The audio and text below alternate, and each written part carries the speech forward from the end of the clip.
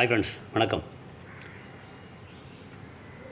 இன்றைக்கி ஒரு குட்டி கதையோடு ஸ்டார்ட் பண்ணும். ஒரு ஊரில் ஒருத்தன் ஆத்தோரத்தமாக நடந்து போய்கிட்டே இருந்தான். நடந்து போகும்போது வழியில் ஒரு பளபளன்னு ஒரு கல் ஒன்று கண்ணில் படுது. முதல்ல அதை கண்டுக்கல. கொஞ்சம் தூரம் போய்கிட்டே இருக்கிறப்பல திரும்ப அதே மாதிரி ஒரு கல் ஒன்று கண்ணில் படுது. சரி, ஏதோ பளபளப்பாக இருக்குது, வித்தியாசமாக இருக்க, ஒருவேளை அந்த கல் வைரமாக இருக்குமோ அப்படின்னு நம்ம என்ன பண்ணுறோம், ஒரு சந்தேகத்தோடு அந்த கல்லை எடுத்துக்கிட்டு கடத்தலுக்கு போகிறாப்புல. அங்கே போய் நகைக்கடையில் போய் கேட்குறாப்புல, இது வைரமாக பார்த்து சொல்லுங்கன்னு. ஸோ அந்த நகைக்கடைக்காரர் தெரிஞ்சு போச்சு. அவன் கொண்டு வந்த உடனே இது வைரம் தான், ஆனால் இது வைரமாக இல்லையான்றது இவனுக்கு சந்தேகம். ஆனால் இவனுக்கு தெரியாதுன்றது அவர் நல்லா தெரிஞ்சு போச்சு. உடனே என்ன பண்ணுறாரு, இல்லைப்பா இது வைரம்லாம் கிடையாது, ஆனால் கொஞ்சம் ஸ்பெஷலான கல் தான், நான் வேணா உனக்கு இதுக்கு ஒரு 5000 ரூபா தரேன் உனக்குன்றாப்போ. உடனே அவன் என்ன யோசிக்கிறான்னா, சாதாரண கல் இல்லைன்றாப்போ. சாதாரண கல் தான் காசு கொடுக்க மாட்டான், ஆனால் 5000 ரூபா தரேன்னா அப்போ கண்டிப்பாக இது ஏதோ கொஞ்சம் வேல்யூ இருக்குது. நம்ம என்ன பண்ண, சும்மா தானே வருது, எதுக்கு நம்ம 5000 கேட்பானே, எக்ஸ்ட்ரா 2000 கேட்பான்னு சொல்லிட்டு எக்ஸ்ட்ரா 2000 கேட்குறாப்புல. அவரால் முடியவே முடியாது. பேரம் பேசி பார்த்து கடைசியாக முயற்சி பண்ணி முடியவே இல்லை. அந்த கல்லை வாங்கிட்டு வெளில வந்துடுறாப்புல. பக்கத்து கடையில் போய் கேட்குறாப்புல. அவர் பார்க்கலாம். அவர் பார்த்துன்னு தெரிஞ்சு போச்சு, இது வைரம் தான் தெரிஞ்சு போச்சு. உடனே எவ்வளோ எதிர்பார்க்குறான்னு அவன் என்ன சொல்கிறான், இங்கே கேட்ட மாதிரியே 7000 ரூபா கேட்குறாப்புல. அவர் என்ன பண்ண, 7000 ரூபாய் அந்த சேர்ந்தால் வச்சுக்கன்னு சொல்லி 3000 எக்ஸ்ட்ரா கொடுத்து 10000 கொடுத்து வாங்கிடுறாப்புல. இவன் 10000 வாங்கிட்டு போகும்போது கடைக்காரர் கூப்பிட்றாப்புல, ஏன்னா புத்தி இருக்கா புத்தி இல்லைடா, அவனுக்கு முட்டாளாடா நீ, அது உண்மையில் வைரம் தான்டா, அது 1 லட்ச ரூபாய்க்கு மேலே போக மாட்டாது, நீ ஏன்டா அதை இப்போ 10000 கொடுத்து வாங்கணும்னு சொல்லி கேட்குறாப்புல. அதுக்கு அவன் திருப்பி கேட்குறான், நான் எங்கேயா முட்டாள், நீ தான் ஏன் முட்டாள், என்ன நான் எப்படி முட்டாள்னு கேட்குறேன் யார் அந்த கடைக்காரன்.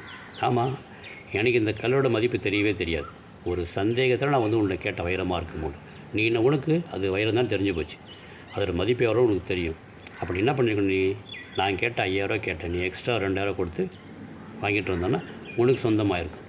ஆனால் பக்கத்து கடைக்காரு புத்திசாலித்தனமாக, நான் போய் கேட்ட உடனே 7000 ரூபா கேட்டேன், அவர் எக்ஸ்ட்ரா 3000 கொடுத்துட்டு அவர் சொந்தமாக்கிக்கிட்டார். ஸோ இந்த சுச்சுவேஷனில் அவரும் புத்திசாலி தான், நானும் புத்திசாலி தான், ஆனால் இதோட அருமை தெரிஞ்சும் நீ விட்ட பற்றியா, நீ தாண்டா முட்டாள் அப்படின்னாராம்.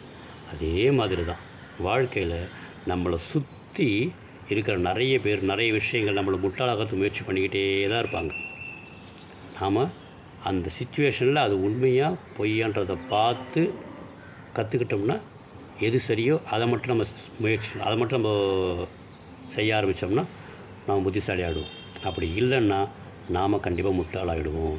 இப்போ தான் ஒரு பாட்டு ஞாபகம், சந்திரபாபு பழைய தமிழ் நடிகர் பாடின பாட்டு, நான் ஒரு முட்டாளுங்க, ரொம்ப நல்லா படித்தவங்க 4 பேர் சொன்னாங்க, நான் ஒரு முட்டாளுங்க அப்படின்னு. அதை பார்க்கும்போது இப்போ இருக்கிற காலகட்டத்தில் விளம்பரங்கள் எல்லாம் சேர்ந்து நம்மளை முட்டாளாக தான் முயற்சி பண்ணுது.